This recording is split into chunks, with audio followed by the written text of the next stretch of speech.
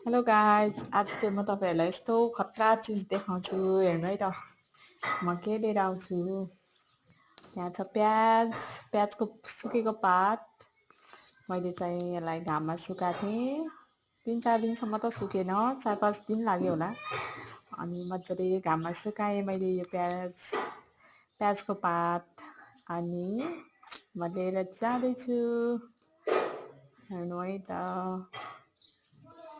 अब मिक्सर, अब म यसलाई चाहिँ यो चाहिँ मजाले सुकेछ कि झुरुम झुरुम भएछ होइन।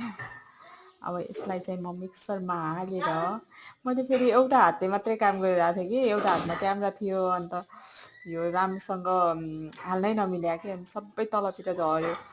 अनि त्यही भएर म बिस्तारै बिस्तारै गर्दैछु। अब मैले लगेँ मिक्सरमा,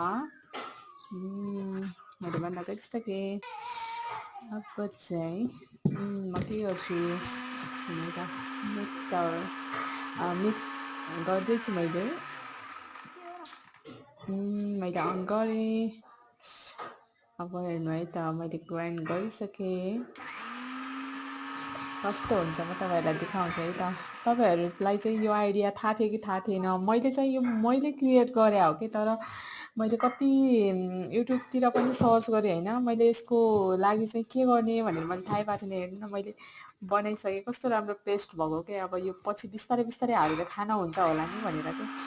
अनि मैले युट्युबतिर पनि कस्तो हेरेको होइन, मैले कहीँ पनि भेटिनँ। एक ठाउँमा चाहिँ पातलाई चाहिँ सुकाएको देखेको थिएँ। अनि त्यसपछि मैले आफैले यस्तो गऱ्यो भने चाहिँ यस्तो हुन्छ होला भन्ने जस्तो सोचेर चाहिँ मैले बनाएको हो। तपाईँहरूले चाहिँ बनाउनुहुन्छ कि बनाउनुहुन्न भन्नु होला है त। मैले चाहिँ यस्तो बनाएँ। अनि यिनीहरू चाहिँ यहाँ खाँदैछन्, तर